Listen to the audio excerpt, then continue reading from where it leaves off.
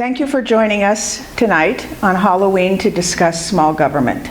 I will forgo the trick-or-treat joke, even though I feel that we have been tricked rather than treated lately. We are very fortunate that our speaker, Ilya Somin, was able to find time for us while he was in Los Angeles on his book tour. We take great pride in the privilege of voting for those we believe will best represent us in government. We find ourselves baffled that with all the information available to us 24/7 in so many ways, that people remain ignorant, and that so many we consider ignorant actually vote, and we end up with the government that we have. When I found a post on the Vala Conspiracy blog that Professor Somin was addressing this in his new book, Democracy and Political Ignorance, Why Smaller Government is Smarter, I understood how critical this subject was to those of us who understand that this matters very much as citizens.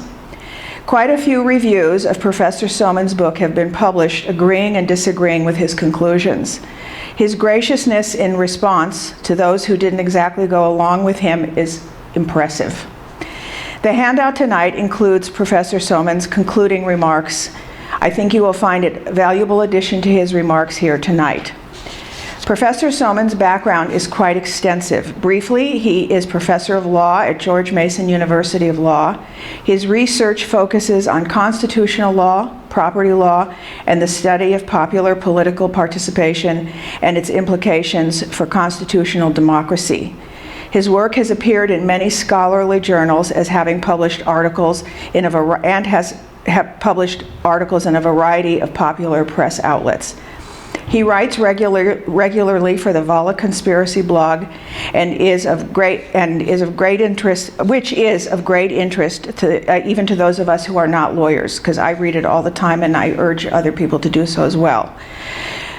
Professor Somin was born in the Soviet Union and immigrated to the United States with his parents when he was 6 years old. In addition to his academic achievements, Professor Somin is a huge Red Sox fan who I understand won the World Series last night for the first time since 1918. No, since 2007. Oh, you mean the internet was wrong? They won the clinching game in Boston for the first time since. Oh, okay. I missed that important part.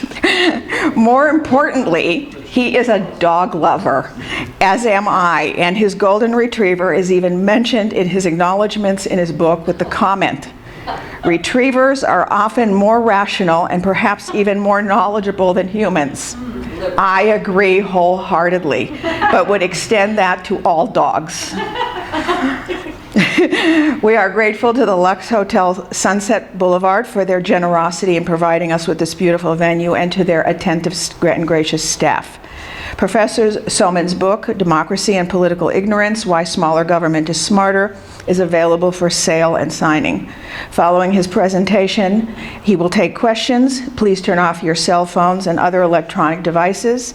With great pleasure, I introduce Ilya Somin.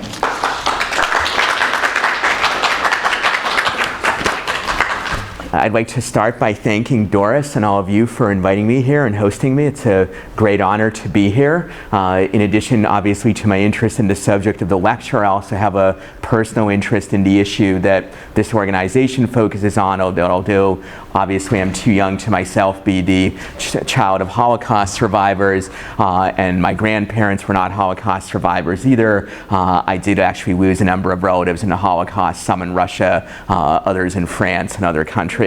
The basic issue that I'm going to talk about tonight, the problem of political choice. This is Willow, the golden retriever, who has already been mentioned tonight, and she's trying to figure out whether to choose the Democrats or the Republicans, and the question is, does she in fact have enough information, enough knowledge to make an informed decision?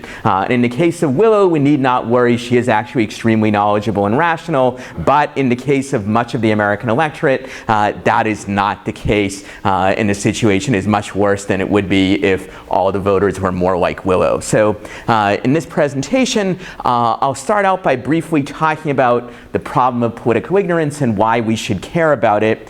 I'll also talk a little bit about the extent of ignorance, which, as we'll see, is extremely great. And I'll discuss further why most of the ignorance out there is not the result of stupidity or the result of information not being available. Rather, it's actually the result of rational behavior on the part of most voters. Now, some scholars argue that we need not worry too much about in political information and political ignorance because people can use information shortcuts, small bits of information to make up for the much larger bodies of knowledge that they don't know about. I think this is often true, but these shortcuts are significantly overblown, and in many cases they actually make things worse rather than better. In this presentation, given the group, I thought it might be of interest to talk a little bit about the role of political ignorance in the rise of the Nazis and in setting the stage for the Holocaust. I hasten to add that political ignorance is not the only factor involved in this important historical episode. If we were to talk about the cause of the rise of Nazism more generally, we could take all the time that we have and much more time than that. But political ignorance did play a significant role, and it's worth recognizing that, especially given that some of the aspects of ignorance and irrationality that were exploited by the Nazis 80 or 90 years ago still persist, albeit sometimes in lesser form today. Finally, I'll talk about what we can do about the problem of political ignorance. In the book, I consider many possible solutions. Today, I'd like to talk about the one that I think is most promising, which is the idea of making more of our decisions by voting with our feet and fewer at the ballot box. And I'll talk a little bit about what that entails in the last part of the presentation. First, I'd like to talk briefly about why we should care about political ignorance. And some people argue, like this voter up here on the screen, that the electorate has a right to be ignorant, that there are many decisions in our lives which, if we want to, we can make out of ignorance. For instance, you can choose to have a bad diet or to exercise very little and damage your health out of ignorance, and that's an exercise of your individual freedoms. Similarly, one could argue, and some political theorists do, that ignorant voting is the same way. You have a right to vote. If you want to do so in an ignorant way, that's entirely up to you. I think John Stuart Mill effectively refuted this argument 150 years ago when he pointed out that voting is not simply an individual choice. Rather, as he put it, voting is the exercise of power over others. When we vote for people to rule over us, they don't just rule over those who voted for them, but rather over all of society. And therefore, when we exercise power in this way, we have at least some obligation to do that in a minimally responsible manner, in a way that's at least somewhat informed. Moreover, in a democracy, public opinion does have a big impact on the content of public policy. It's not the only thing that has an impact, but it does have a big effect. So poorly informed public opinion, on average, can lead to poor public policy and can make it difficult to hold political leaders accountable for their performance. So I think there is reason to be concerned about political ignorance, not because necessarily political knowledge is valuable for its own sake, but rather because insufficient political knowledge can cause many bad effects, and we do as voters have at least some responsibility to vote in a responsible fashion. I'll talk now a little bit about the very great extent of political ignorance in America today. This is actually probably the least controversial part of the book. Most experts recognize that the extent of ignorance is very great. In the book, I devote an entire chapter to this and give many examples here. I'll just mention a few that are relevant to things that have been in the news lately. As most of you probably know, Obamacare has been a major political issue for 3 or 4 years now, yet even after extensive publicity and debate, most of the public has very little idea of what is going on with Obamacare. For example, a survey conducted just this past August found that 44% of the public don't even realize that Obamacare is still the law. Many of those 44% believe either that Congress has repealed it or that it has somehow ceased to be the law for some other reason. Similarly, as you may know, one of the central provisions of the law and one of the most controversial are the insurance exchanges that have now just started to operate, or at least they've tried to operate them with mixed success at best. Yet a September poll found that 80% of the public say they have heard little or nothing about these exchanges and basically know very little, if anything, about how they work or what they do. You can find similar ignorance with respect to one of the other big issues that has been in our agenda for the last several years, the situation with the federal budget and the fiscal crisis that we face. Most of the public, according to numerous surveys, does not understand how big a part of the budget are big entitlement programs like Medicare and Social Security, which are in fact among the largest items in the federal budget. On the other hand, they greatly overestimate by 5 or 10-fold the percentage of the federal budget that's spent on foreign aid. In reality, it's only about 1%. But the average voter apparently believes that if only we could cut foreign aid, we could solve our fiscal crisis, we could get rid of the problem, and obviously this kind of widespread but false belief does in fact make it more difficult to address the real fiscal problems that exist. Whatever you may think about foreign aid and whether it's a good idea or not, even if you zero it out completely, it would make only a pretty tiny dent in the federal budget. So if you want to address the problem in an intelligent way, you have to have at least some knowledge of what's actually going on with respect to federal spending. This ignorance is not limited just to specific individual issues. It extends more generally to the structure of government. Later in the talk, I'll talk a little bit about how the voters often have very little understanding of which government officials are actually responsible for which issues, who can be blamed for what. In addition, they often misunderstand even very basic structural aspects of the government. For instance, the Zogby poll a few years ago found that only 42% of the public can name the 3 branches of the federal government: the executive, the legislative, and my personal favorite as a law professor, the judicial. Most of the public does not really understand what these things are. Now, sometimes when we hear this, people say, well, this must be a recent development. It must be the younger generation that's at fault. They're all out playing video games or listening to Miley Cyrus songs or other things of that sort, and that's why they're not following politics. But the available data doesn't actually support this inference. The extent of political ignorance that exists today is pretty similar to what has existed 50, 60, 70 years ago for the entire period for which we've had modern survey data. So we can blame the current rising generation for being politically ignorant, but my own generation is little better, and neither was the one that came before my generation, and so forth. All the way back to the 1930s, the data doesn't look very good. If we could extend it back before that period, it might well not look good then either. It's just that modern public opinion survey research didn't really get started until the 1930s, so we don't have as good evidence for the 18th and 19th centuries, though I have actually done some research in some of my other work on political ignorance during that period, so we can talk about that in the questions if people are interested. However, although the problem of ignorance has in some ways been relatively stable for many years, in 2 ways one could argue that it's gotten worse.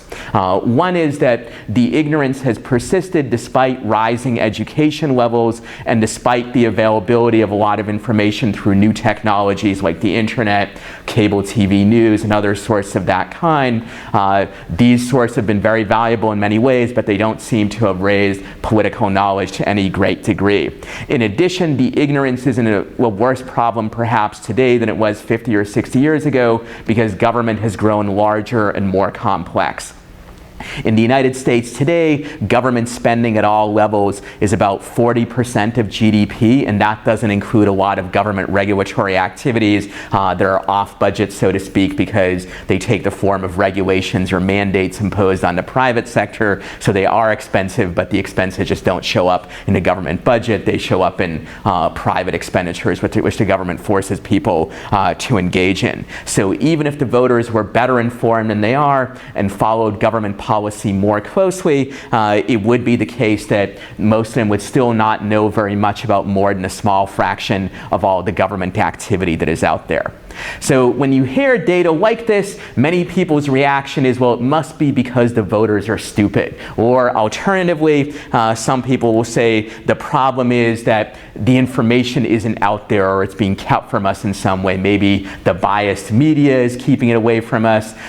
Maybe it's some grand conspiracy, evil corporate oligarchs, the Zionist Masonic conspiracy, all kinds of other nefarious forces that are keeping the truth from us. Some of you may remember the 1990s TV series, The X-Files, where the slogan was, "The truth is out there," right? If only Agent Mulder and Agent Scully could uncover the nefarious dealings of the government and the aliens that they were working with, then the people would know what's going on. They would rise up and they would ensure that these evil plots would be prevented. In reality, the truth is actually not that difficult to uncover, especially under modern conditions where, as I previously noted, with the internet, with cable TV news, actually more information is available at a lower cost probably than ever before in human history. And certainly basic political information is readily available, like basic information about where the federal budget goes or what Obamacare does and things of that nature.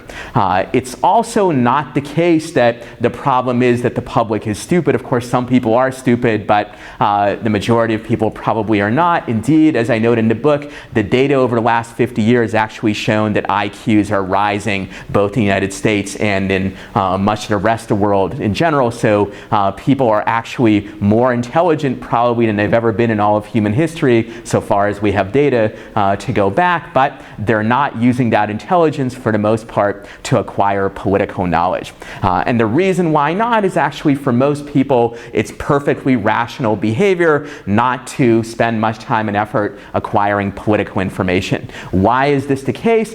Imagine that your only reason for acquiring political knowledge is to be a better voter, to make the kind of decision between the Democrats and Republicans that Willow was pondering in that slide that I showed you at the start of the presentation. That turns out to be not much of an incentive at all, because the chance that your vote and your knowledge will actually make a difference to an electoral outcome is extremely small. It's about 1 in 60 million in a presidential election. In state or local elections, it's of course considerably higher, but it's still very small. Now, of course, most people don't know these exact figures, but they do have an intuitive sense that a voting decision is not something that is going to be very likely to make a difference, and therefore they devote most of their time and effort to other sorts of activities, cheering on the Red Sox, trick-or-treating on Halloween, surfing the internet, for a younger generation in mind, listening to Miley Cyrus songs, and so on and so forth. And all of these activities, for many people, have a higher payoff than does trying to inform yourself to be a better voter. Now, of course, there are people who acquire information about things where that information might not actually have a high chance of making an impact. So consider sports fans. There are people like Willow or dogs like Willow and people like myself who are big sports fans, and we learn a lot of information about our favorite sports teams, even though we know that generally speaking, we can't actually influence the outcome of games, although I think Willow actually did play an important role in retrieving victory in the World Series. Note retrieving, she's a golden retriever. Okay, I'll promise I'll have better jokes later in the presentation. But be that as it may, in general, sports fans can't have very much impact on the outcome of games, but they learn information about their favorite teams anyway, because it's fun to do so. They enjoy cheering on their favorite teams, and they enjoy being part of a community of fellow sports fans, fellow Red Sox fans, or there are even evil people who are Yankees fans. They presumably enjoy their evil activities as well. Just as there are sports fans who acquire knowledge for these kinds of reasons, there are what I call in the book political fans, people who are interested in politics and who enjoy cheering on their favorite candidates or parties or ideologies and enjoy being part of a community of like-minded people, Democrats, Republicans, liberals, conservatives, and so on and so forth. I think there's nothing wrong with being a political fan or being a sports fan. I'm actually both to one degree or another, but But when you acquire knowledge for the purpose of it having an enjoyable fan experience, that purpose of acquiring knowledge is often inimical to the purpose of truth-seeking. Think about the way sports fans respond to situations where there's a call that goes against their favorite team, say, to give a hypothetical example, an obstruction call that they don't like. So obviously their reaction is usually one of anger. It must have been a bad call by the official. If, on the other hand, the call goes in favor of their team, it must have been a good call. He clearly made the right decision. And political fans evaluate political information in much the same way as sports fans evaluate sports information. They tend to discount any information that goes against their pre-existing views. On the other hand, they tend to overvalue anything that supports their pre-existing views. And there are many experimental types of evidence that show this. I discussed some of them in the book. The important thing to recognize is that this kind of bias is not the sole property of any one side of the political spectrum. I can give you examples where conservative Republican political fans do this, but liberal Democratic ones are just as bad. So this is a common trait of political fans more generally. In addition, those people who are most interested in politics, i.e. the ones who are the biggest political fans, they also tend to be very biased in the information sources they rely on. So they have a high tendency to only talk about politics with people who have views similar to theirs, and they also have a high tendency to follow politics only through media which has the same viewpoint as theirs. So if you're a conservative Republican political fan, you may well watch Fox News. If you're a liberal one, perhaps MSNBC, or you read the New York Times or listen to NPR, and so on and so forth. From the standpoint of seeking out the truth, this is highly irrational behavior. If you really want to seek out the truth, as John Stuart Mill pointed out in the 19th century, you actually want to make a special effort to seek out people who have opposing views to yours. Why? Because they're the ones most likely to present you with arguments or evidence that you haven't heard before.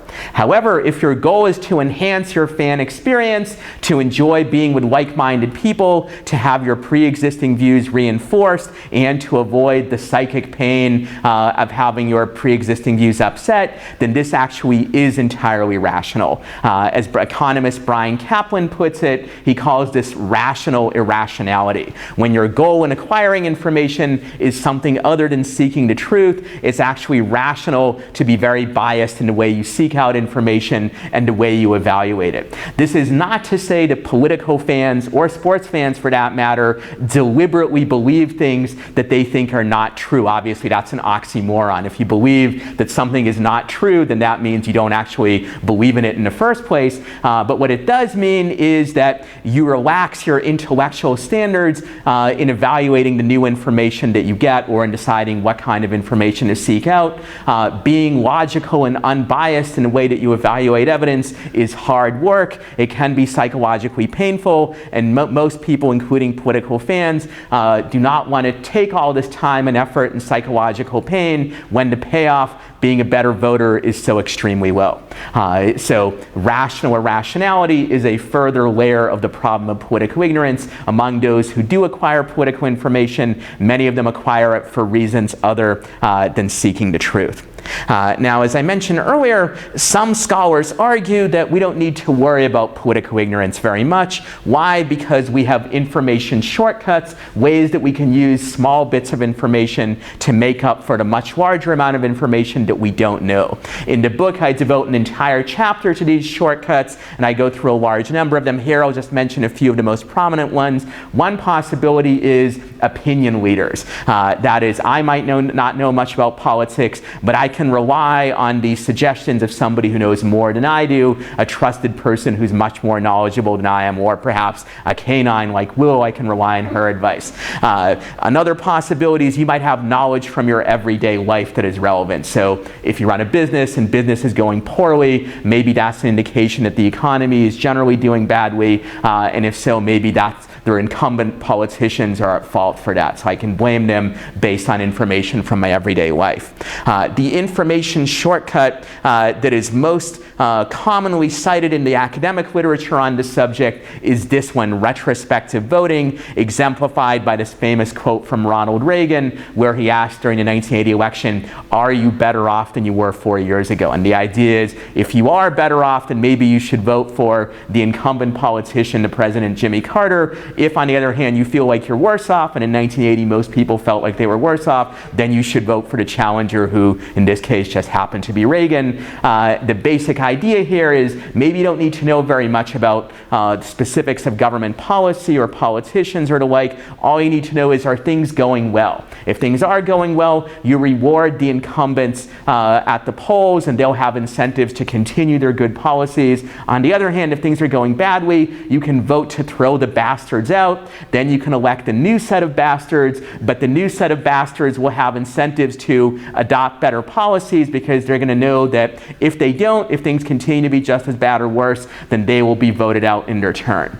I think there is actually some validity to this information shortcut, and in the book actually describes some instances where it works well. However, it also has two significant types of weaknesses that I think exemplify the weaknesses of these information shortcuts more generally.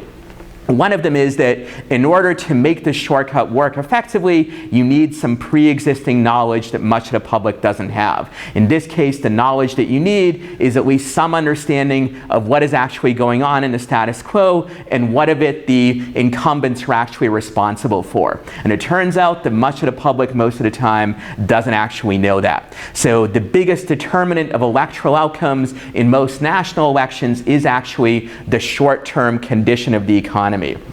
But short-term trends in the economy are actually something that incumbents often have very little control over. So what actually happens is that at the polls, the voters reward and punish incumbents for short-term economic trends that often they have little or no influence over, while overlooking other issues such as potential long-term consequences over which they actually have a greater impact. And there's a lot of evidence to suggest this. Moreover, often the voters focus primarily just on what happened with the economy in the 6 months or year right before the election, so they don't even necessarily look at performance during the incumbent's entire term in office. And by the way, I would note that the statistical models that predict electoral outcomes on the basis of these short-term economic trends, they actually almost precisely predicted the electoral outcome in the 2012 election, which came as a surprise to many people, at least many Republicans, but to people who look at this kind of data, it came as no surprise at all. These models on average predicted that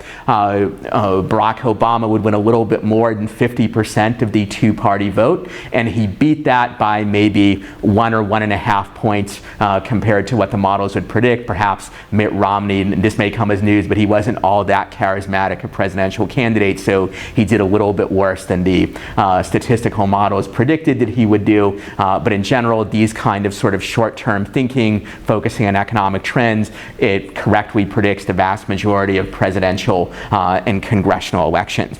Economics is not the only area where the voters reward and punish incumbents for things that they don't actually have much control over. For instance, in local and sometimes state elections, the incumbents have a much better chance of winning re-election if the local sports team has recently won an important victory. So if the mayor of Boston were running for re-election, he would have reason to be very happy about last night's event, even if shockingly he actually wasn't a Red Sox fan. So long as he didn't let the voters find out that he's not a Red Sox fan, the Red Sox winning would actually be very beneficial for him.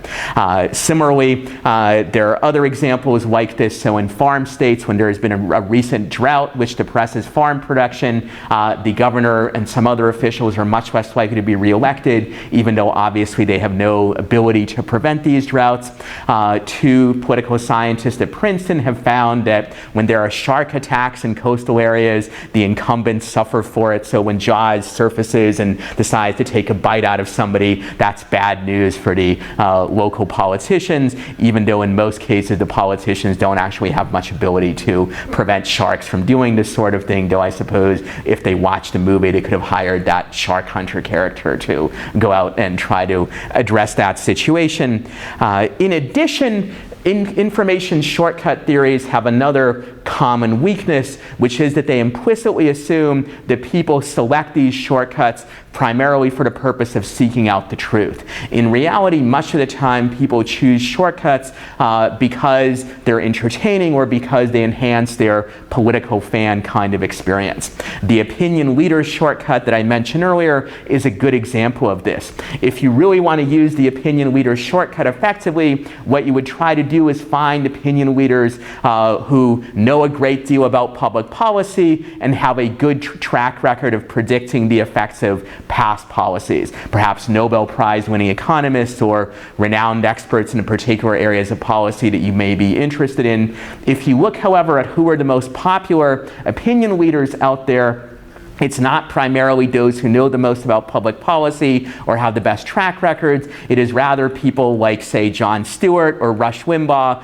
who are very entertaining and articulate, and in addition, they do a good job of reinforcing the pre-existing biases of their particular audience, liberal in some cases, conservative in others. The same thing can be said to some degree for retrospective voting. The implicit assumption of retrospective voting is that people try to evaluate the incumbents based on what's going on in the world, whether things are going badly or not. But often what people do is they actually evaluate what's going on in the world based on how they feel about the incumbent or his political party. So for instance, when a Republican is in the White House, Democrats tend to overestimate the rate of inflation, unemployment, and Republican voters have the exact opposite kind of bias. And you might say, well, at least swing voters, they tend not to have this sort of bias. I think that's true. Swing voters, by definition, tend not to be especially loyal to one or another political party, but they're also the people who have the lowest levels of political knowledge by far of any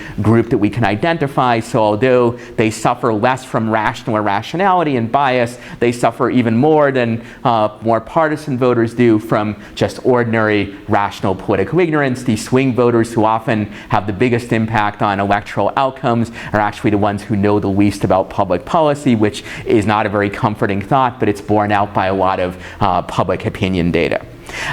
So most of what I discussed so far with respect to public ignorance and shortcuts and the like has to do with data from the modern United States, but obviously this is a problem that's not limited to the United States today, but has existed in other democracies both today and historically. And one particularly dramatic example,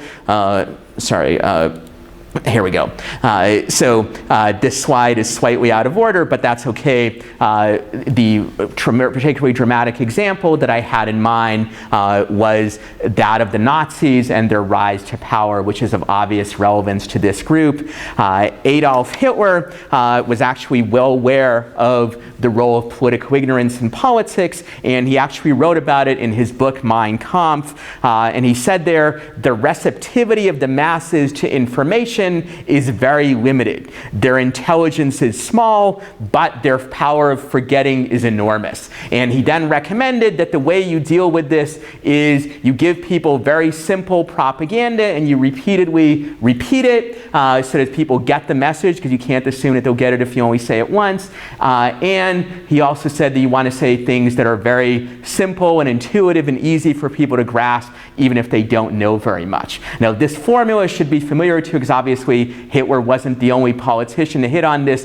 This is actually the way a lot of political speeches, political ads, and the like work, not just by the Nazis, but by perfectly ordinary political parties today, the Democrats, the Republicans, parties in Western Europe and elsewhere.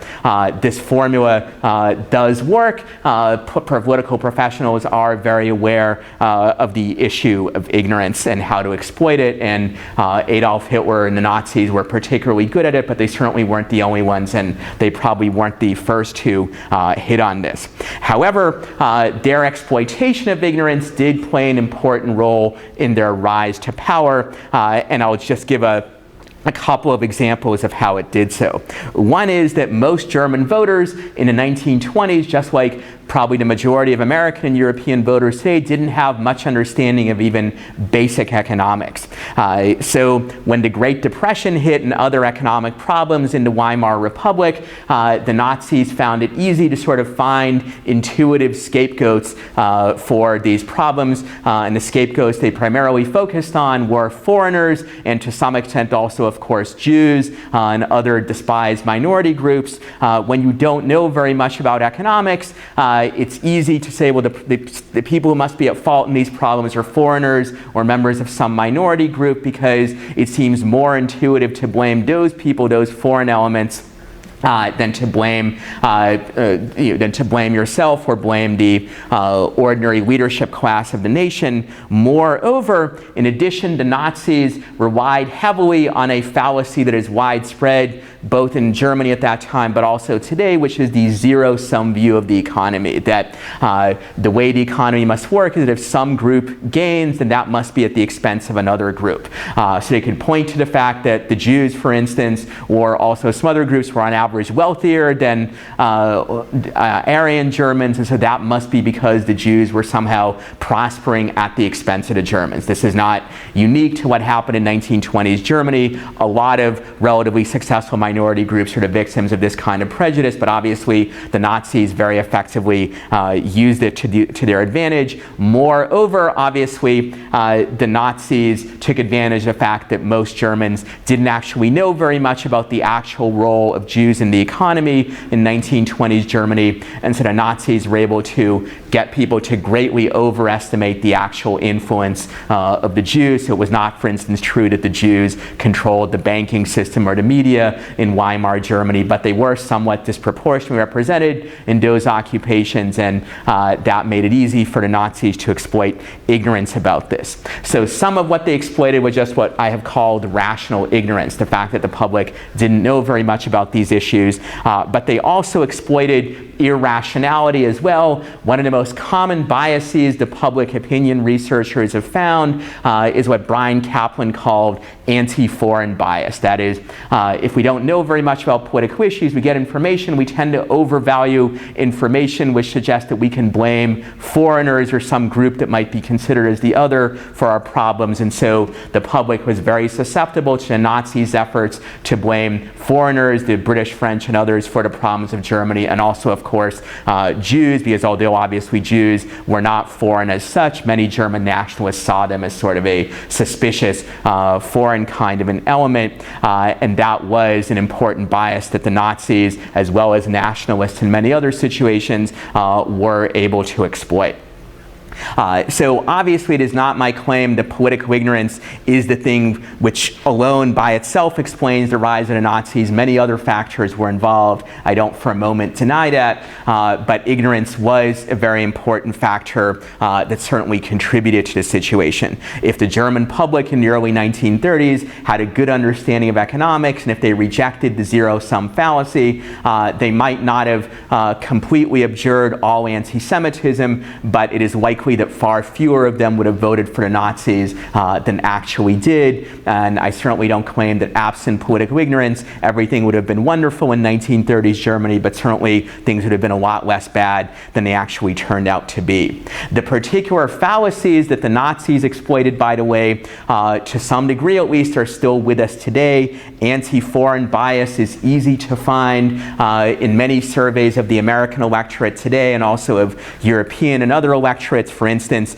it helps account for the public's general support of protectionism and hostility to international trade, despite the fact that economists across the political spectrum overwhelmingly believe that free trade is good for the economy. The public also tends to greatly overestimate economic harms that might be caused by immigration and to underestimate the potential economic benefits of immigration, and that's also a significant example example of anti-foreign bias. I think the degree of this bias is not as great in the modern US as it was in 1920s or 1930s Germany, but it's still quite substantial, and under some conditions, obviously it can get worse than it currently is.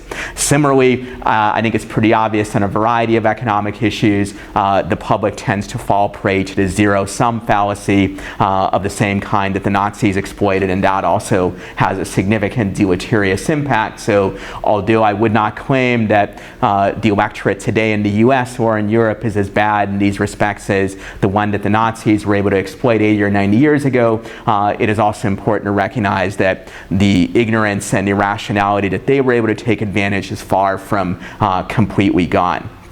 So in the last part of the talk, I'd like to talk a little about what it is that we can potentially do to address some of these problems. And I think there are many possible solutions, but what I would like to focus on is the possibility of doing more of our decisions by voting with our feet and fewer at the ballot box. What do I mean by voting with your feet? One example is when you choose what jurisdiction to live under, a different state government or a different local government, based on which ones have better public policies for you. You can also vote with your feet in the private sector. If you decide to contract with one cable company versus another, or to patronize one store over another, or to affiliate with one civil society organization over another, such as the organization I'm speaking before right now, these are all examples of voting with your feet in the private sector, including examples where you don't actually even have to physically move in order to do it. What defines voting with your feet compared to ballot box voting is that when you vote with your feet, the decision you make is individually effective. You yourself decide what you're going to do, as opposed to your vote being 1 out of 1,000,000 or 1 out of several 100,000 or whatnot to decide which cable company everyone will have or which organization everyone will belong to, and so on. So why might this kind of voting with your feet be any better than ballot box voting from the standpoint of acquiring information and using it rationally?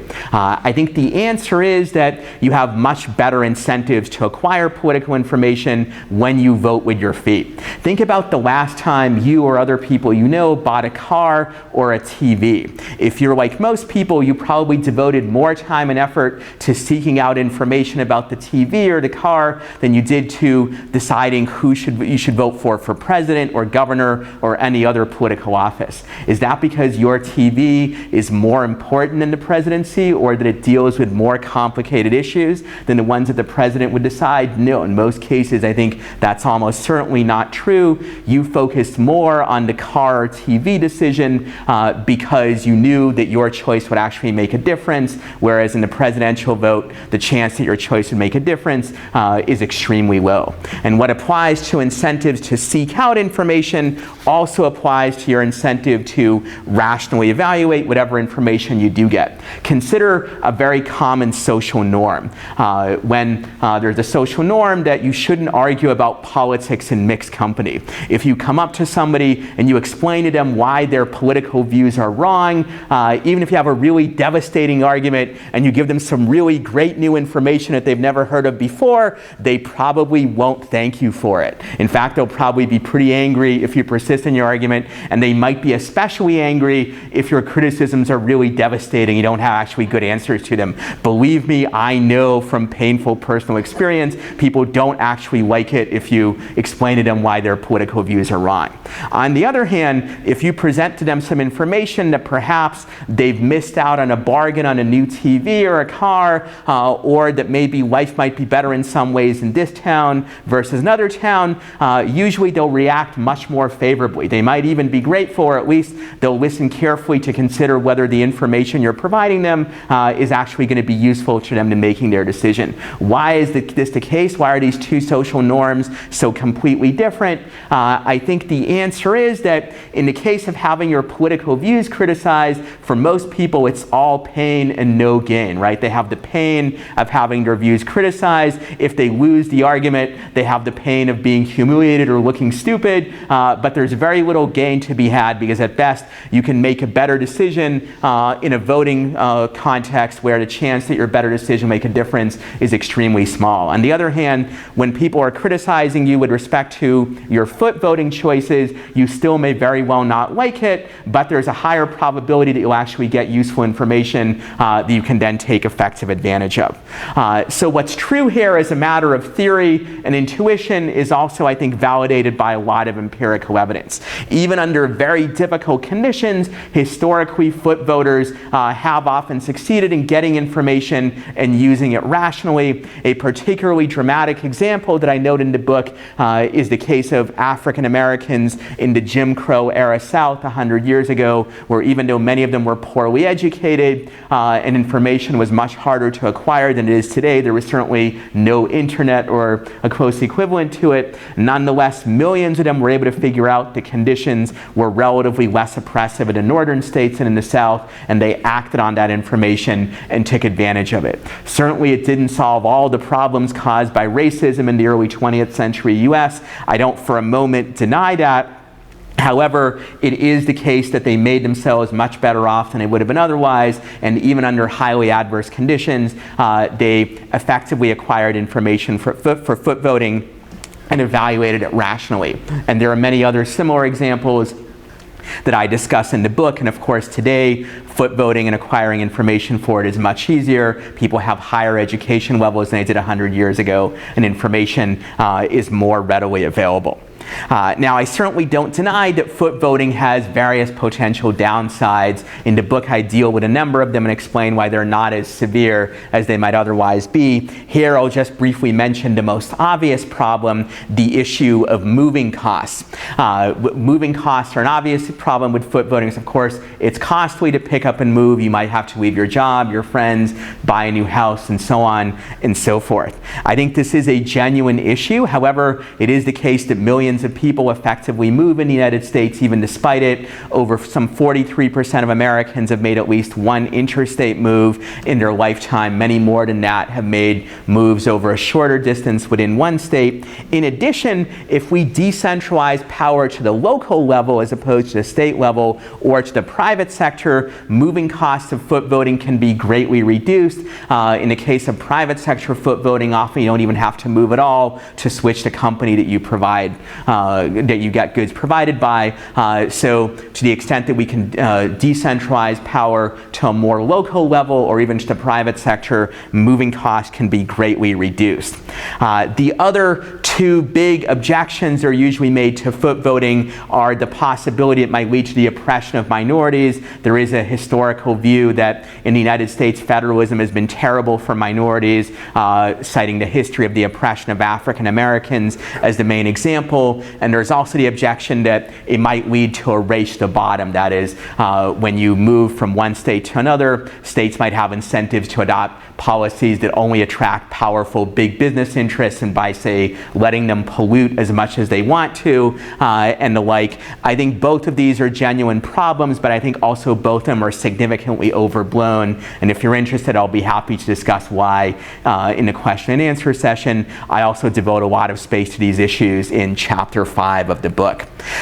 So ultimately, it is not my view that as a result of the problem of political ignorance, that means we must decentralize everything as much as possible, or that we must leave as much as possible various decisions to the private sector. The problem of political ignorance is far from the only one that we need to take account of when we decide how centralized government should be or how big it should be relative to the private sector.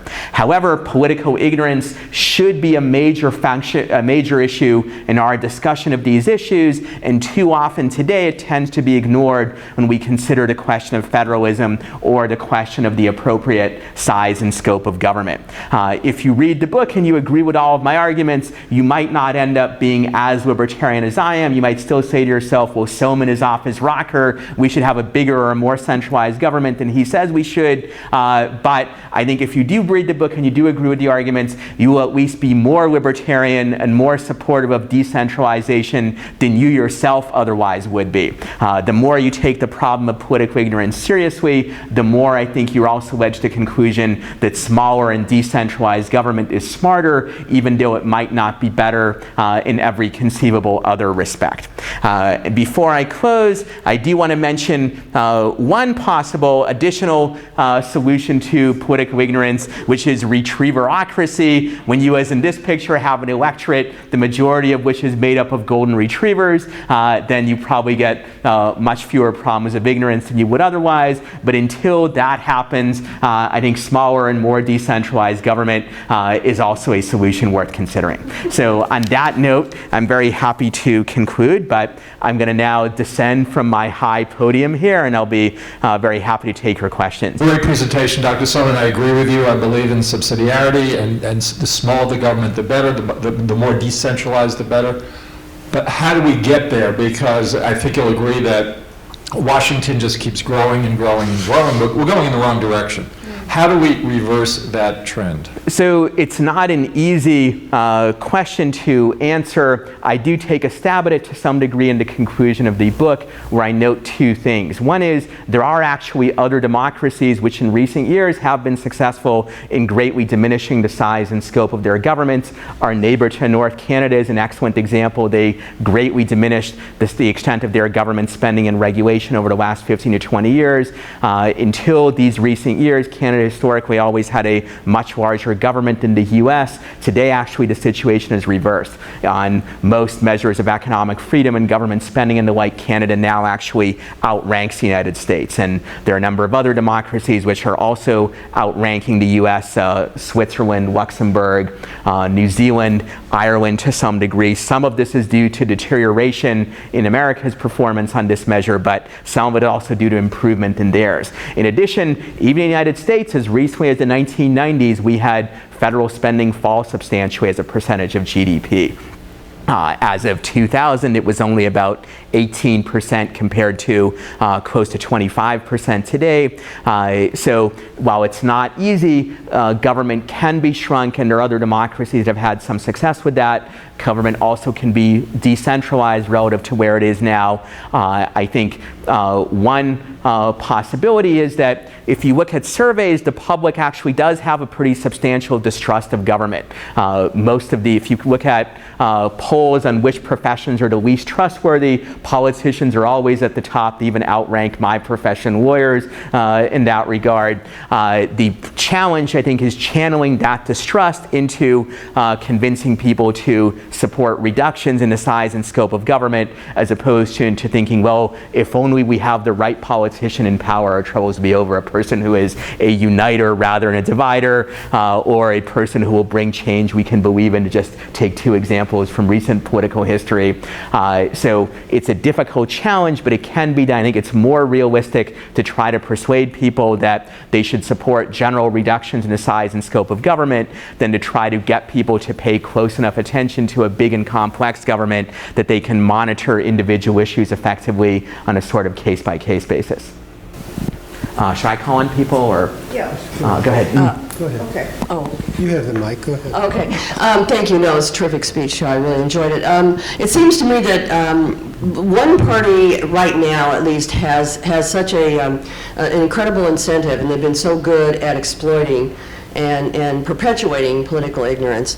And for instance, I just read that Elena Kagan, our most recent Supreme Court Justice, when she was Dean of Harvard Law School, got rid of the requirement to take con law at Harvard Law School. I mean, this is stunning to me. And also read that the second highest expense of a normal average American family in this country, after rent or mortgage, are higher prices that they're paying because of overregulation, which of course is because 57 out of 100 of our senators are lawyers, and all they know how to do is write laws, and they don't know anything about the industries or the sectors that they're writing these laws to regulate, which I think is really frightening. But the other thing I really would like to hear your comment on is, I don't know if you're familiar with the recent study that was done by 2 Harvard researchers and one from the University of Scandinavia that talked about the effect of the IRS scandals and all their suppression of the Tea Party groups and other grassroots organizations like that, and the audits and the donor lists that all that stuff. And they concluded that all that activity in the last year cost Romney between 5 and 8.5 million votes, and he won by around 5. So it seems to me that, and that in addition to Hurricane Katrina and Christie throwing his arm around Obama, and 40-some% of the voters saying that affected the exit polling, saying that affected their opinion of favorably of Obama. It seems like there's, like I said, one side that has a tremendous incentive to keep voters as ignorant as possible. So, sort of a lot of things there. Let me try to break them down into 2 or 3 categories. One is one side more effectively exploiting political ignorance than the other? Another question is sort of the effect of political ignorance on the 2012 election. Maybe the Democrats were able to exploit it particularly effectively that year. And then, a third issue, sort of people's awareness of the cost of regulations and other things. So let me take those in order. People always want to believe that it's really the other party that is good about exploiting political ignorance, but the one that I vote for, either they don't exploit it or at least are not as good at it as the other side. I think over time, the available evidence doesn't support this. Over time, even if one side does steal a march on political manipulation, the like, or electoral technology, the other side quickly catches up because they have a strong incentive to do so. So in the 2004 election, people said, well, Bush had a really great get-out-the-vote operation that the Democrats couldn't match. It was pretty obvious in 2008 and 2012. The Democrats did match it and even exceed it. With respect to Romney's share of the vote, as I noted before, his share of the vote was almost exactly in line with what standard electoral models would predict that it was. So I simply do not believe that there were 5 or 8% of the vote that he lost because of the IRS scandal. Certainly don't justify what the IRS did. It was wrong. It was illegal. People should be held accountable for it. However, Romney did not lose because he had a shortage of money or a shortage of political activists. He spent as much or more money than Obama did on his campaign. So what happened in the IRS scandal and other things of that nature, while certainly reprehensible and unjust, the available data suggests had very little effect on electoral outcomes. Similarly, I would say that for every example you can give of Democrats exploiting political ignorance about various issues, one can come up with examples where Republicans have done it. Overall, did the Democrats run a more competent or more skillful campaign in 2012 than Republicans? Yeah, probably they did. That may be why they got maybe 0.5 to 1% more of the vote than standard electoral models would predict. But it wasn't what determined the outcome of the election. And the mainstream media bias, you don't think had any? So it probably did have it, but of course, media bias, liberal media bias existed for many years. It hasn't prevented the Republicans from winning many elections. Moreover, over the last 20 years, a lot more conservative media has emerged and existed previously. Fox News is the best known example, but far from the only one. So the net bias of the media was probably less in a liberal direction in recent years than it was 20 or 30 years ago, when we only had a few big TV networks and when there was no Fox News and so forth. So I think the Democrats won in 2012 because the economy, while bad, was gradually improving, and it was gradually improving just enough to give Obama an advantage going into the election. An unusually competent Republican candidate might have been able to overcome it, or an unusually bad campaign by the Democrats, or some big scandal like the Watergate scandal, for instance, but none of those things happened. And obviously Mitt Romney, whatever his other virtues or weaknesses, nobody saw him as an especially wonderful or charismatic candidate that people really loved. So I think the defeat of the Republicans, while political ignorance did have some things to do with it, it wasn't an unusual case by historical norms. It was an example of elections working the way that they normally do. With respect to your other point about people being unaware of the costs of various regulations, I think that is often true, particularly when that cost is buried in a lot of other types of factors. When you go to a store and you buy something, most of the time you don't actually know how much of that price is caused by regulations or other factors and how much isn't. So I think that is part of the political ignorance that is out there. But I do think we must resist the temptation to think that it's only the other party that can exploit political ignorance. The real problem actually with political ignorance in an election is not so much that one party is better at exploiting it than another. It's that with a more knowledgeable electorate, we would very likely not have those two choices put before us, but rather two platforms that are different and better than the ones that we currently have, because of course, the parties, both of them are well aware of political ignorance, and they design their platforms and pick candidates with an ignorant electorate in mind. So the really big problem of political ignorance is not that it leads them to choose candidate A over candidate B, where maybe B actually is better. The real problem is that they determine that A and B will be the options before us in the first place, and neither one of those options usually is as good as what we might have if the electorate were not as ignorant as it is. So I think the big problem in 2012, to my mind at least, was not that Obama defeated Romney, but that Romney and Obama were the options before us to begin with, because neither one of them was nearly as good as what perhaps we could have with a more knowledgeable electorate.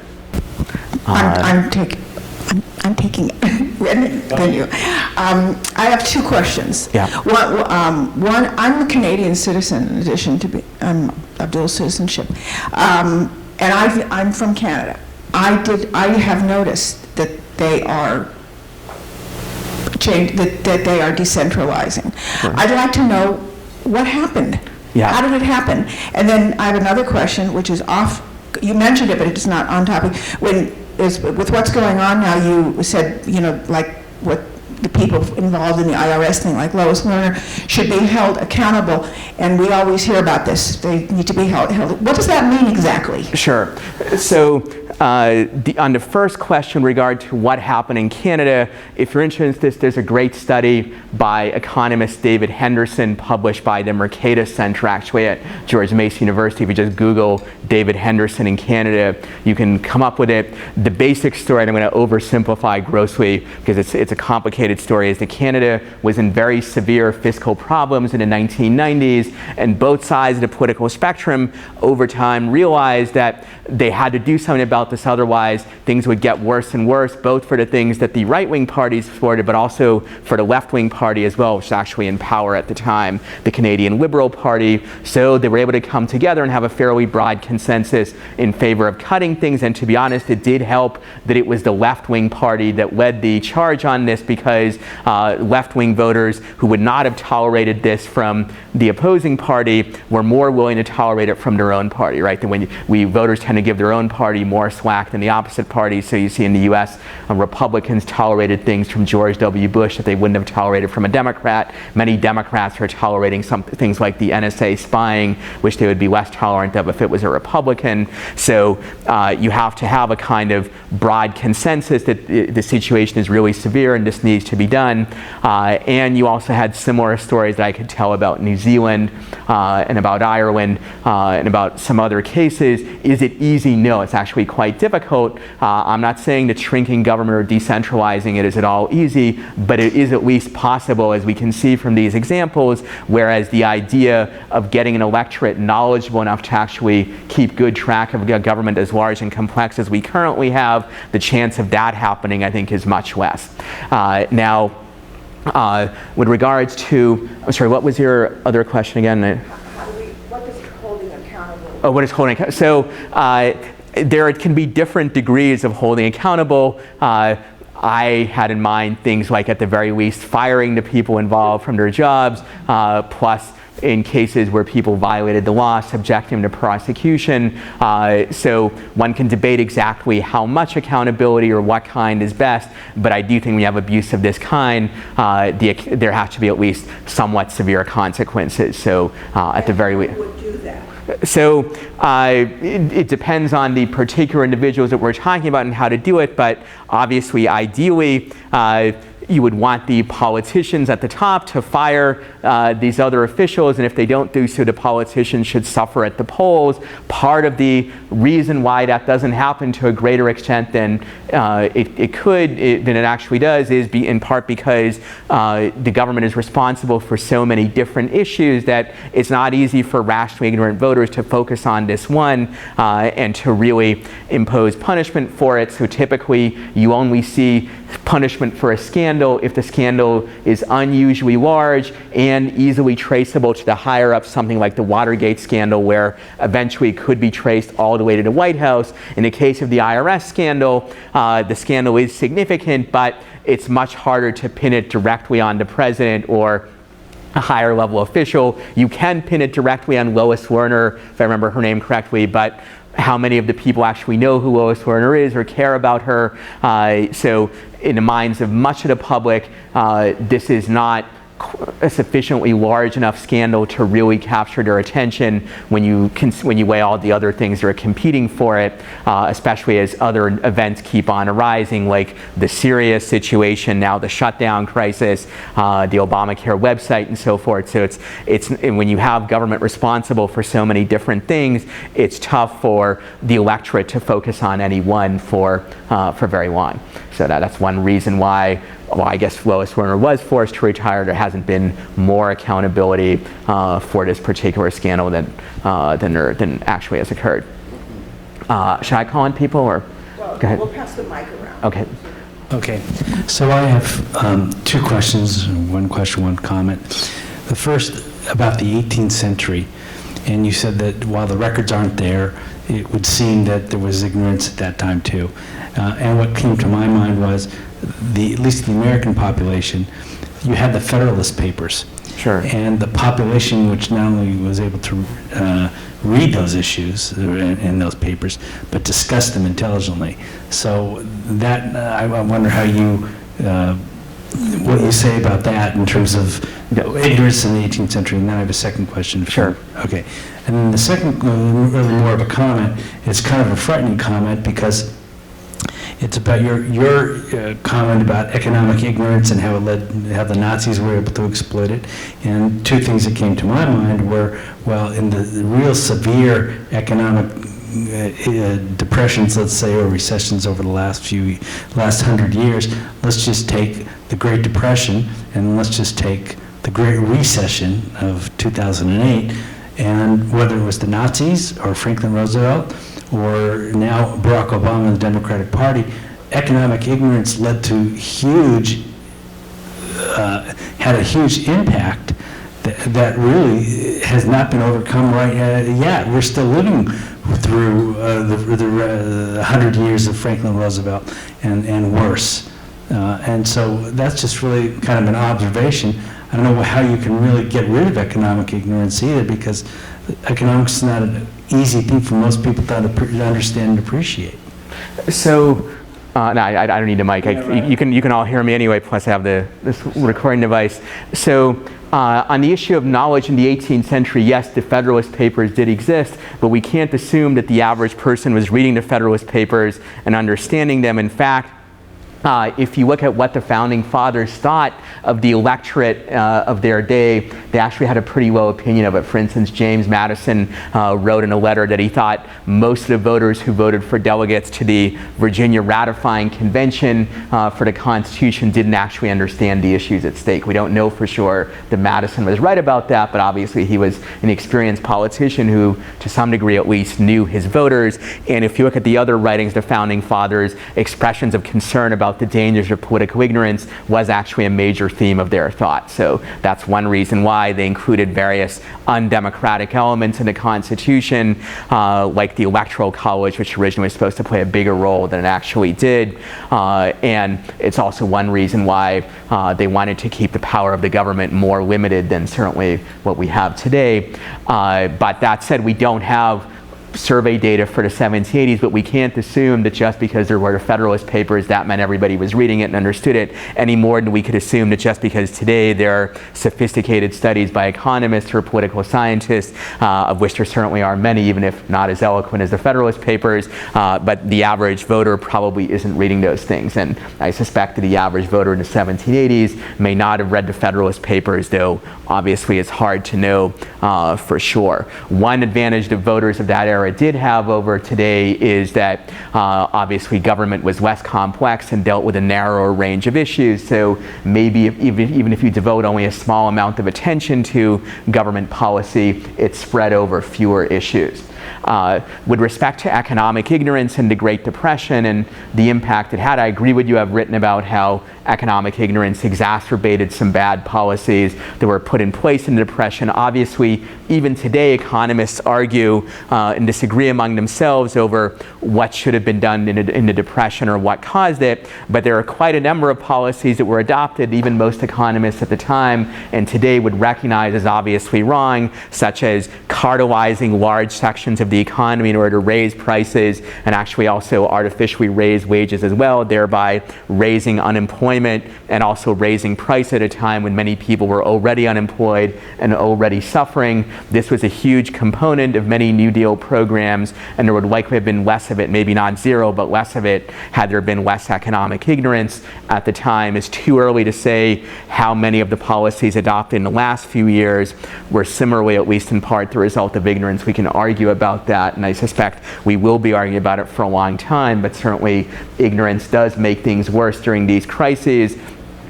I don't know that there's a good way to solve the problem in anything like a comprehensive manner, but obviously if the power of government is more limited to begin with, it's at least more difficult for various special interest groups to seize on crises and use them to their benefit. I don't think we can eliminate that problem entirely, but perhaps we can make it less severe at the margin. That's not a comprehensive solution, but often I think in the world we can't solve problems completely, but maybe we can make them somewhat less bad than they would be otherwise.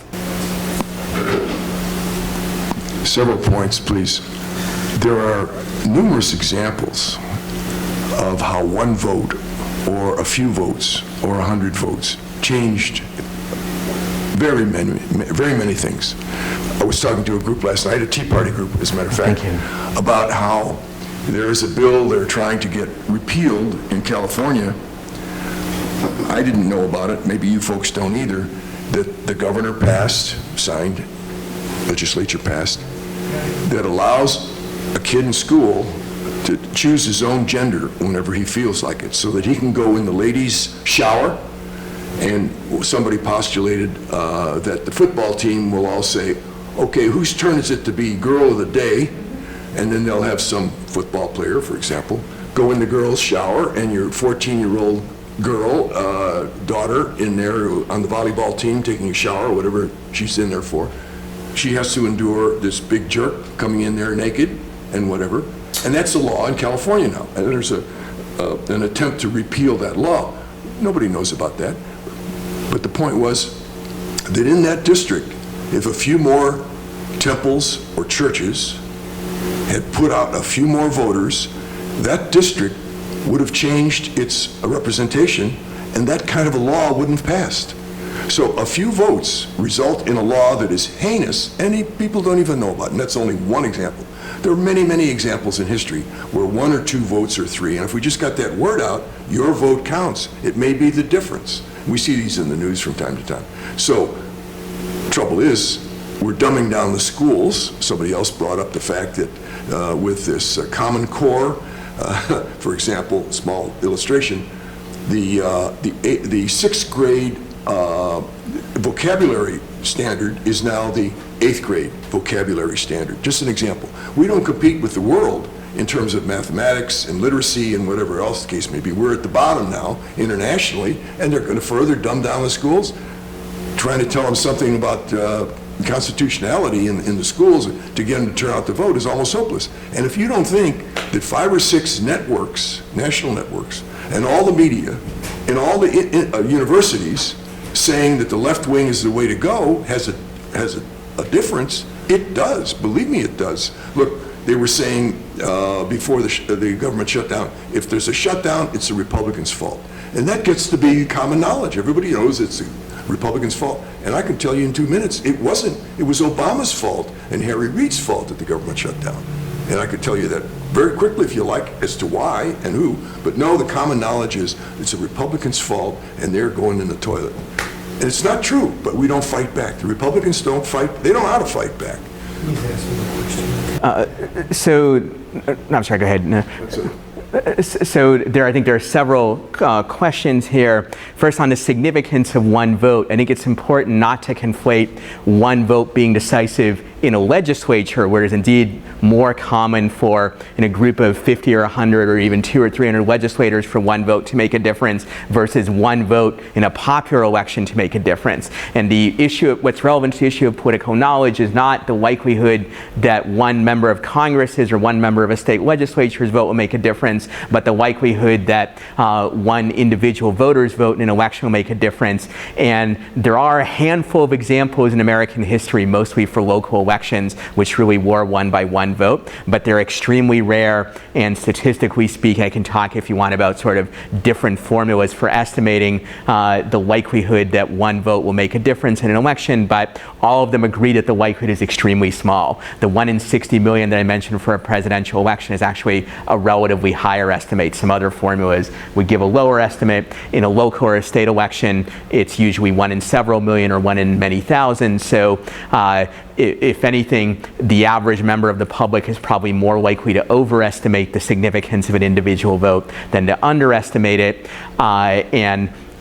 So I think it's actually extremely rare almost a vanishing point, that one vote will actually make a decisive difference. With respect to education and the media, I think certainly there is media bias, and certainly the educational system has many flaws, but I think it's important to remember that, as I noted earlier, that the political ignorance that we have now is actually roughly the same level of ignorance that existed 50 or 60 years ago. Therefore, it's unlikely it is the result of some kind of recent dumbing down of public education. Similarly, if it's hard to argue that the problems that the GOP is experiencing in recent years are because of an unusually high level of media bias, because if you look at measures of media bias, the media was more liberal dominated 20 or 30 years ago than it is today, probably significantly more, yet the Republicans during that time have managed to win quite a few elections. This suggests, ironically, that while the media does certainly have influence over people's political views, its influence is not as great as is often claimed. And note also that in a world where there actually are a wide range of media options as there are today, people who prefer something that's not a liberal media, a conservative one, or whatever, they can more easily find alternatives to it than ever before. And note also that media bias would be less significant in a world where people paid more attention to politics in the first place and therefore sought out opposing sources, knew more to begin with. Lastly, on the government shutdown, I'm no great fan of the Obama administration or Harry Reid, but I do think at the very least it is not at all clear that you can say, well, just one side was responsible. I think you have here joint causation. If the Democrats had been willing to give in on Obamacare, there would have been no shutdown, but if the Republicans hadn't pushed the issue in the first place, there would have been no shutdown.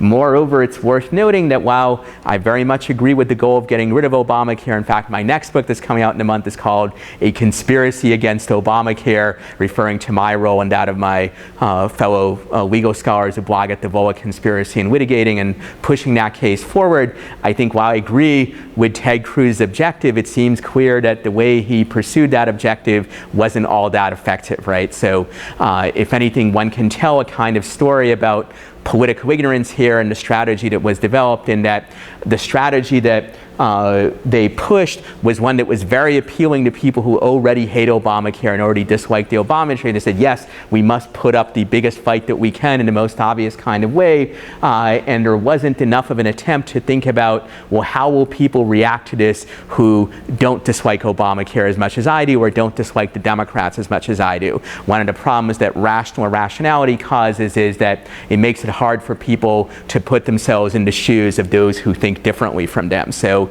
a relevant question that the Republicans should have asked is, how will voters who are not Republican or who may dislike Obamacare, as the majority of voters do dislike Obamacare, but who dislike it, but who don't see getting rid of it as being as high a priority as I do, right? And if they had asked those questions and thought about them more carefully, they may have come up with a better and more effective strategy. So I think it's too simple to say, well, it was all Harry Reid's fault or all Obama's fault. They deserve plenty of blame. I don't deny that. But I think the Republicans and also the Republican-based voters also miscalculated here. And you can say, well, if only there was no media bias, they wouldn't have. But media bias was a predictable thing. It wasn't some new thing that Republicans had never heard of before. So as Megan McArdle, well-known economics columnist, pointed out, she said, well, if your plan was going to fail given media bias, then that suggests your plan was going to fail, and maybe you should have thought of a different plan to begin with.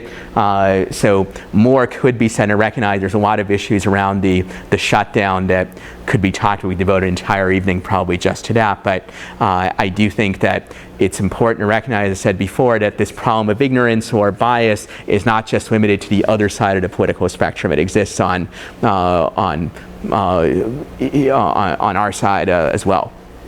I want to clear. Sure. When you talk about a vote, one vote not making a difference, you're talking about a presidential.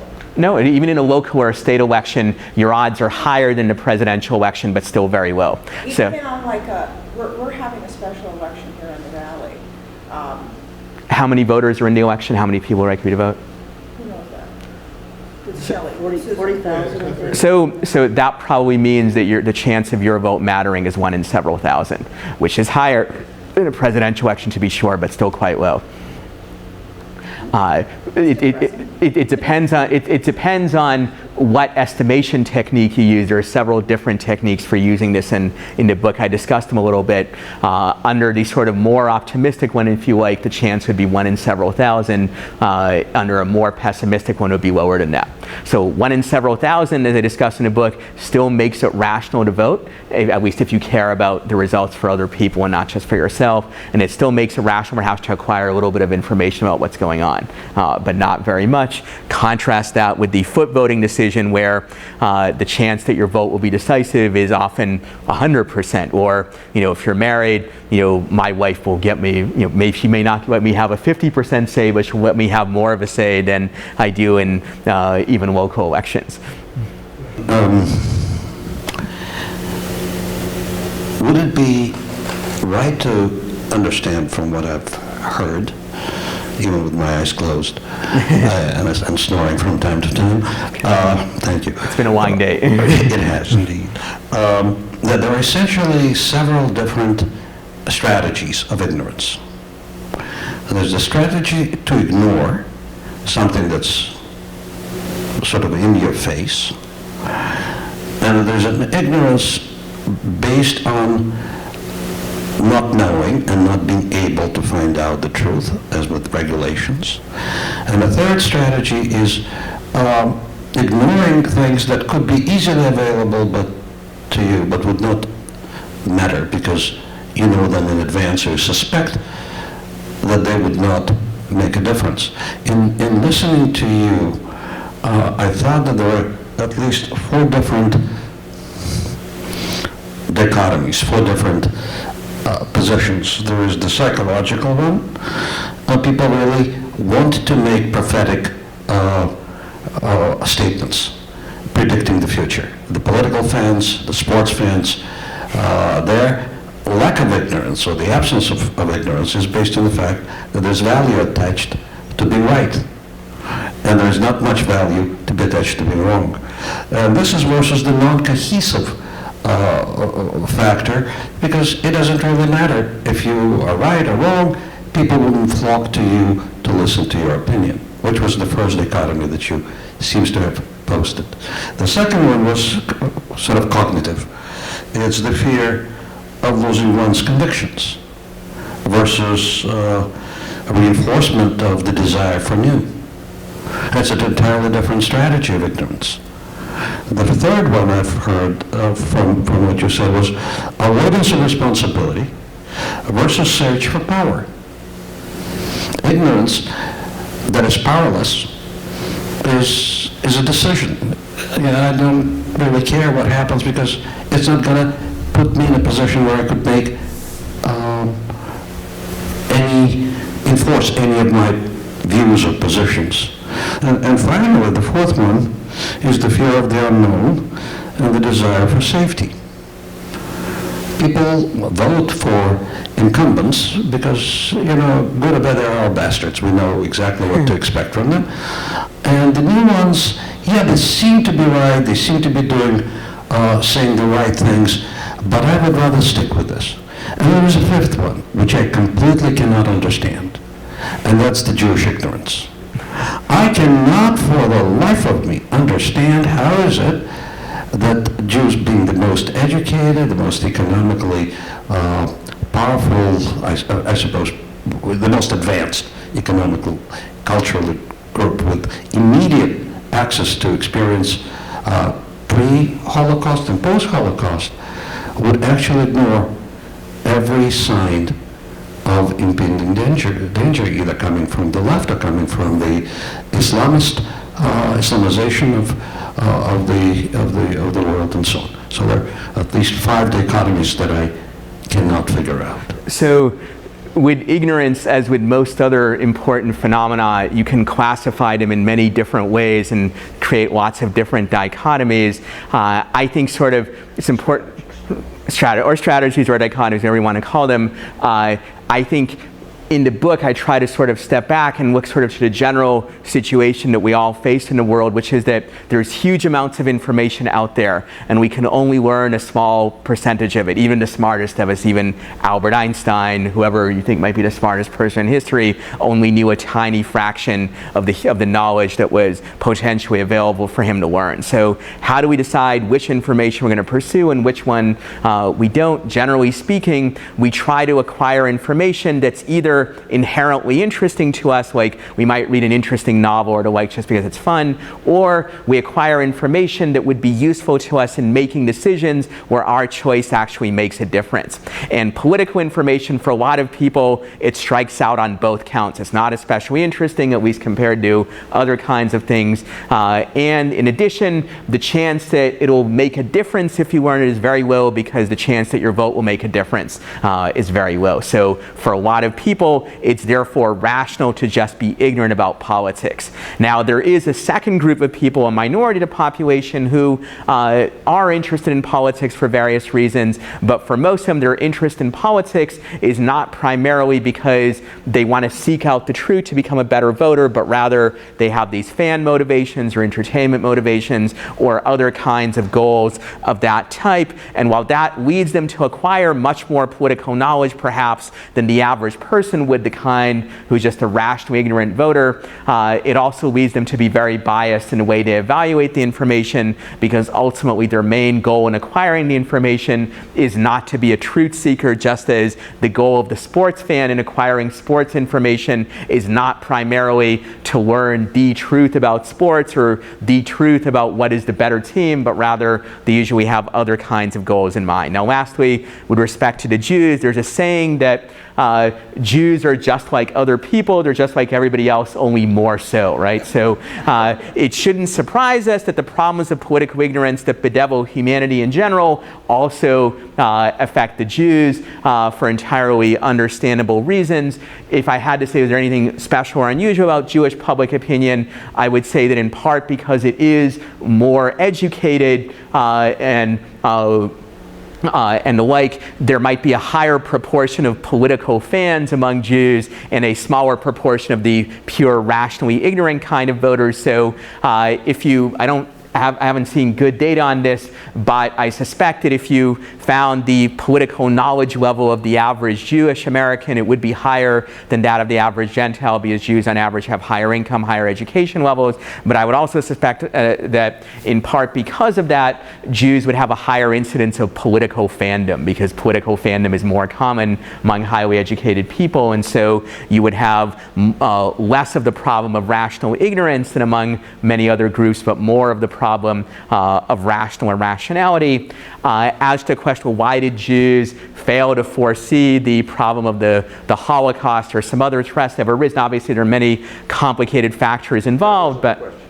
That wasn't the question. The question was, why are we continuing to ignore the signs as they are here now? Let me rephrase it. Sure. Among your parents' group, among the generation of those Jews that immigrated from the Soviet Union, would you say that there is a change in their voting behavior from, let's say, the first several years after acquiring citizenship and present? It's a good question. Such data as exists on the voting patterns of Russian immigrant Jews suggests that they're overwhelmingly Republican, and with the identity, once people develop a strong partisan identity, whether Republican or Democratic, it takes a lot for them to change. It is true, I think, among immigrant Jews born in this country or who grew up in this country, they're still much more Republican than native-born American Jews are, but less so than their parents. That wasn't what I meant to Sure. answer. Sure. The incidence of voting, meaning the frequency of voting and participation in the voting process. Is it higher or lower? Yeah, so I don't know about that specifically with respect to Russian Jews, but it is the case that for most immigrant groups, the longer they stay in the country, a person who's been in the country for 10 years is more likely to vote than somebody who's been there for 5 years, and so forth, as people become more assimilated into a wide range of social activities, then they participate in them more, and this is true for voting just as it is true for many other things.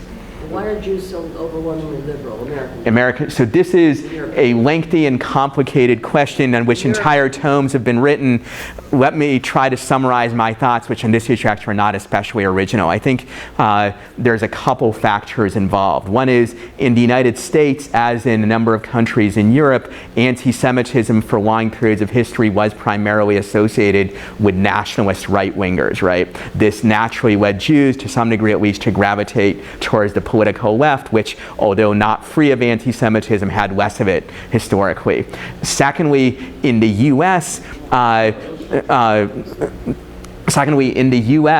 obviously the association of the Republican Party, at least in recent decades, with the Christian right, I think is something that has antagonized many Jews and prevented them from drifting towards the Republican Party in the way that some other Gentile white ethnic groups did. So it used to be the case that Irish and Italian Americans overwhelmingly voted for a Democratic Party, but many of them drifted over the last 40 or 50 years. With Jews, this has been much less true, I think, in part because of the Christian right. Finally, among Jews, there is a higher percentage of intellectuals than among most other ethnic groups, and intellectuals, for a variety of historical reasons, have been disproportionately left-wing. So when you combine these things and stack them on top of each other, you get what I think are reasonable explanations for the patterns of American Jews. It's worth comparing the American situation to that in other English-speaking countries where Jews actually have been much more willing to vote for right-wing parties. The British Conservative Party, for instance, has done quite well among Jewish voters. Margaret Thatcher represented a district that had a lot of Jews. I think a big difference between the British Conservative Party and the American GOP is that in the Conservative Party there's much less of a religious right kind of element. So British Jews, when they vote for the Conservative Party, they have much less of a sense we're voting for people who secretly dislike Jews and all kinds of reasons and want to convert the Jews and the like. And you see similar patterns, by the way, in Canada and Australia as well, where the Jews there are more willing to vote for right-wing parties than American Jews are. Do you see any ways of reaching out to them? So again, this is it's not my expertise, but I think if the Republican Party, I think two things. One stylistic, the other substantive. The stylistic one, and I'm not, again, this is not original, many people have pointed this out. The Democratic Party has many flaws. They're certainly not flawless in the way they reach out to people, but they do a good job of trying to ensure that at all their events, people of different ethnicities and religions feel included and respected. The Republicans and conservatives generally, on average, or certainly as variation on average, are not as good at this. Just to give one example, I've been at some conservative types of events where they started things off with a Christian prayer. Now, obviously, people who are not Christians are likely to feel uncomfortable. Some of them may feel less uncomfortable than others, but this is the kind of mistake the Democrats would not make. So the Republicans, in part unfairly, but in part understandably, are thought of as sort of the white Christian party. So people who are not white or not Christian or neither white nor Christian feel less comfortable. There's also, of course, a stylistic aspect or an actual substantive aspect, which is that the Republicans, or at least their base, are a very socially conservative group of people. Social conservatism is something that the majority of Jews, not all obviously, but the majority dislike very intensely in various ways, and also a number of other groups like young people are very not socially conservative. So that doesn't necessarily, if you are a social conservative yourself, that may pose a dilemma for you in that there is a trade-off here between what you believe is right and what may be effective in attracting voters. But I think it is a dilemma certainly with respect to Jews. If you look at Jewish opinion and compare it to Gentile opinion, Jews are more economically liberal than American Gentiles, but not overwhelmingly so. If you look at social issues, there's a huge chasm between Jews and the median voter, much less than, and obviously an even larger chasm between the median Jew and the median Republican. So there's a stylistic aspect, but there's also, I think, a substantive aspect as well. None of this is especially original. If you look at standard public opinion data sets on how Jewish opinion differs from Gentiles, you'll see many scholars pointing this out. But I think the sort of inclusiveness point is relevant as well, in that the Republicans might say, well, it's not true that we're the white Christian party, we don't have a problem with Jews. And many of the Republicans who say this sort of thing, I think they're entirely sincere in saying it, but if you're facing a group of people that's skeptical, in some ways you have to go out of your way to show that you really are respectful, and that may be unfair. It may not be something in an ideal world people would have to do, but in the real world of real politics, this kind of symbolism does matter, maybe more than it would in a world where people were very well informed and completely rational in the way that they approach these things. One historical example that's relevant here, think about how it came to be that the Mormons came to be a solid Republican constituency. For many years, sort of socially conservative, non-Mormon Christians, if you like, really hated the Mormons, said, you guys are not really Christians, we believe all sorts of weird stuff that we can't possibly accept. But over time, they did accept the Mormons, and it worked because they really sort of genuinely conveyed not just like we're holding our nose, but we're willing to associate with you because we absolutely have to. But they really were able to accept them as sort of full equals, and what they did with the Mormons and earlier also with Catholics is what ultimately they may have to do to have a better chance with Jews and also with Hispanics and some other relevant groups that they might want to boost. So I'm not any political strategist, and none of this is especially original, but it's something that, and I'm not even much of a partisan Republican myself, I have many problems with a party of my own, but for people who are committed to the Republican Party, these are things I think they need to think about if they want to attract these other groups. Thanks. A couple of things. First, when you say one vote doesn't really matter. The chance of it mattering is very low. Okay, my point is, when you add and you say that the media hasn't been as biased as has it been in the past, if you look at the totality of media and the totality of our population from 30 years ago to now, there's more eligible voters now. There's more media than ever before. There are more, and you look around and you take all those factors and look at the last election, if I'm correct, 7 or 8 million less people voted last time. So Obama got less votes, and Romney got less Republican votes. Sure. So more people stayed at home saying my vote doesn't count because the media said, A, it's over, and B, with your thought, my vote doesn't count, you add up 1, 2, 3, 4 here, next county 3 or 4, the next city 3 or 4, so you look it up, there's 10 million votes. Now, the question is there data that says how those people would have voted if they came and they voted?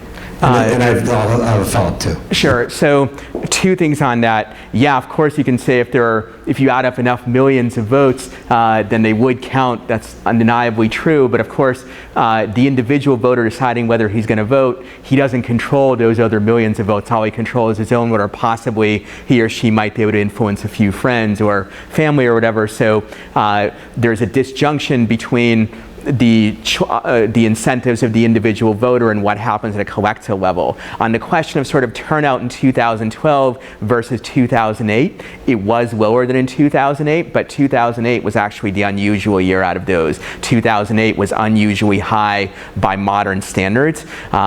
The traditional debate among political scientists over what would happen if more people turn out, it sort of divides into two camps. For many years, the conventional wisdom was actually that people who don't vote have roughly the same partisan preferences as those who do, so that if they turned out, you get roughly the same result. Now, in recent years, there's more evidence emerging suggesting that if those people did turn out, the Democrats would actually do better. So if we had the same turnout in 2012 as in 2008, Romney would have probably done somewhat worse than he did. I don't think it would have been enormously worse, but he would have done somewhat worse. That's assuming that the preferences of those people would have held constant if they turned out. Now, as to why didn't they vote, I think 2008 was unusual because obviously you had a candidate, Obama, who for many people at least, they saw him as this tremendous sort of bringer of great positive change. Obviously, he was the first black presidential nominee of a major party. Quite a number of blacks and also some white liberals and others turn out at higher rates than they might have otherwise. By 2012, I think there was greater cynicism about Obama, and people were perhaps more cynical in general. But I don't think you can say, well, in 2012, the media said it doesn't matter to a greater extent they said in 2008. If anything, the dominant perception in 2008, which was I think correct, was that the Democrats were almost inevitably going to win given the situation in the country. There was a financial crisis and the war in Iraq, which the public was blaming on the Republicans, whereas in 2012, while the Democrats led in the polls most of the time, they led by much narrower margins, and most of the media coverage, I think, suggested it was at least somewhat of a horse race, as opposed to in 2008, where one horse was pretty clearly ahead by by fairly substantial stride. So I think the 2012 turnout was still higher than, although only modestly higher than in most other presidential elections in the last 20 or 30 years. So overall, it was 2008 that was somewhat unusual, having, I think, close to 60% turnout as opposed to the low to mid 50s, which is more common. And 2012 was somewhere in between the pre-2008 pattern and what happened in 2008. But I highly doubt that there would have been a much different electoral result had those people turn out, unless you want to have sort of a kind of selective model where somehow you can turn out, say, all the Republicans who didn't turn out, but very few or none of the Democrats, or vice versa. And for reasons we can talk about, that's actually very difficult to do. It's very difficult to sort of selectively mobilize your side while keeping the other side completely quiescent. So the Tea Party did mobilize their side, but of course the Tea Party produced a counter reaction on the left, Occupy Wall Street and other movements of that kind. So political strategy is a little bit like military strategy. It's hard to come out with an innovation that the other side doesn't learn to imitate. That was never successful as Tea Parties. In 2010, they were enormously successful. So Which is why the IRS so they were successful in 2010, although in the 2010 election, it was still the case that the Republican Party's performance was to a large extent predictable based on economic conditions and other factors that were going on. They did actually do somewhat better than one predicted based on those variables. They gained maybe 15 or 20 more seats in the House than one would have predicted. But in the Senate, they may actually have done a bit worse than they would have done because they nominated some people who said some kind of stupid things that prevented them from getting elected. But in general, it's very difficult to achieve victory through selective mobilization. Oh, you have two more questions. Sure. I'm trying to listen and formulate my question at the same time, and it's difficult because it's all so interesting. Anyway, regarding one of the measures that you talked about as far as political parties manipulating, or leaders of political parties manipulating the public, is that zero-sum game. Yeah. It seems to me that the left is doing that for some time now, economically speaking, in talking about, number one, the great gap between the rich and the poor, that this is somehow the fault of the rich for somehow making the poor poorer, or somehow causing along with this is this claim that the middle class is disappearing because of this great gap. And again, that's the fault of the rich. Can you address how that can be refuted as far as, I don't know how the rich, getting richer makes me poorer, for example, or deprives me of more jobs, unless because of our tax situation, those jobs are being chased out of the country. In that case, it's not the rich's fault. But could you expound a little bit on that, please? So zero-sum thinking is a very powerful intuition, right? That if you don't know basic economics, you must think, if this person is getting rich, it must be at the expense of somebody else, right? And that's a difficult intuition to break. If I had an easy solution to this, I would tell you, but I don't have it other than encourage more people to take basic economics and think about it and apply it in their lives, but obviously it's not an easy thing to get them to do. I would note that the right has its own version of the zero-sum game that I talked a little bit about in the case of the Nazis, but it applies in less severe form to the modern United States and Western Europe. If you look at what right-wing parties often do during recessions, instead of blaming it on the rich, they say we blame it on foreigners or minorities, right? So the right's version, if we can shut down immigration or limit it, then these people wouldn't come in and steal jobs from Americans, right? Or if we can have more protectionism, that would prevent foreign competition and the like. It's striking that while Tea Party supporters on average on most issues are more pro-free market than the average voter, they're actually more anti-free market when it comes to international trade. I think that's because, at least among not all Tea Partiers, but many of them are also socially conservative and nationalistic, so they have this tendency to think that while they don't believe that there's a zero-sum game domestically, or at least they don't believe it as much as left-wing voters do, when it comes to zero-sum games between Americans and foreigners, they're actually more prone to believe in those than are people on the left or people in the center. So the zero-sum game story, either as between rich and poor, or as between Americans and foreigners, or real Americans versus minority groups, or for the Germans in the 1920s, sort of real Germans versus Jews, it's a very powerful intuition. It's not easy to overcome because you need to think about some counterintuitive things to overcome it. So I don't have an easy answer, but the good news is that some scholars like Brian Kaplan have done studies which show that even after you control for other variables, people who have taken basic economics are less likely to fall prey to zero-sum game stories than people who haven't taken them, and that's true even if you control for wealth, race, ethnicity, and so forth, gender. If you know some economics, you are not completely immune to this, obviously, but you're less likely to fall for it. But I don't have a good answer to the question, how do we encourage more people to take basic economics, because many people simply find it boring. And they also have other things that they want to do with their time. Thank you. One last question. This was absolutely fascinating. Thank you very much. I'm wondering if you make a distinction between misinformed and ignorance. One of the things Ronald Reagan said was, it's not so much that our liberal friends are ignorant, it's just that they know so much that isn't so. During the shutdown, for example, there were 41 stories about the shutdown, every one of which blamed Republicans. During the Zimmerman trial, for example, the amount of misinformation out there was really outrageous. What I run into, and I run an organization that fights media bias, is not so much that people are ignorant or that they're willfully choosing to not participate in the political process. They really do spend some time reading the paper. They spend all day Sunday on the New York Times. They go home, they watch television. They really feel they know. But what they know happens to not be true. Do you make any distinction between people being completely misinformed versus ignorant? Because this flavors everything that we deal with. They don't walk around thinking, I don't know, but I don't care, it doesn't matter. they're really 100% sure that they know what's happening, except they are wrong. Yeah, so I think here you have to distinguish, as I tried to do, between a couple of different kinds of people. The person who reads the New York Times every day, or who reads any political newspaper every day, is a person who probably follows politics much more closely than 80 or 90% of the population does. But, as I also noted, many of those people, not all, but many of them are political fans who are not evaluating the information that they learn in any kind of objective or unbiased way. And by the way, this is a problem on the right as well. It's not just on the left that right-wing political fans, at least according to the evidence we have, are just as bad in many ways as left-wing ones.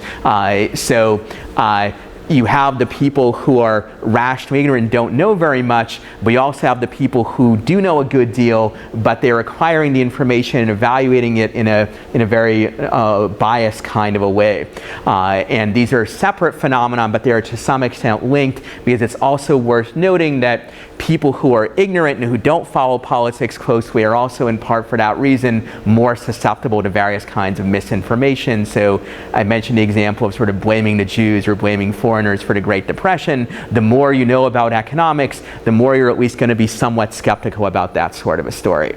But if you know very little, then it sounds more plausible, even if you're not a highly biased political fan, right? Even if you're, I'm just sort of a happy-go-lucky person, I don't really have a problem with the Jews as such, but hey, this guy's saying like the Jews are dominating the banking industry and that's what's causing the economy to go bad. I'm going to listen less skeptically to that sort of story if I know very little about economics than if I know a good deal. So conceptually, ignorance and bias in evaluation of information or misinformation are distinct, but often they're linked together. There is a debate in between myself and another expert in this field, Brian Kaplan, who's in the econ department of my university, over whether if a person was completely rational in the evaluation of information, but they knew very little, whether they would still fall for misinformation or not. I think there would be a significant risk. Brian says if people were only ignorant but not biased, then everything overall would be fine. You can read about that in chapter 3 of the book where I discuss why I think Brian is wrong, though Brian has read it and he still is convinced that he's right. Maybe both of us are being biased in the way we evaluate this, but I should emphasize that in the real world we have both a lot of ignorance and a lot of bias in the evaluation of information. So if Brian is correct, things are slightly less bad than if I'm correct, but it's still actually not a good situation. Thank you so much. This was absolutely fascinating. Thank you so much. Thank you.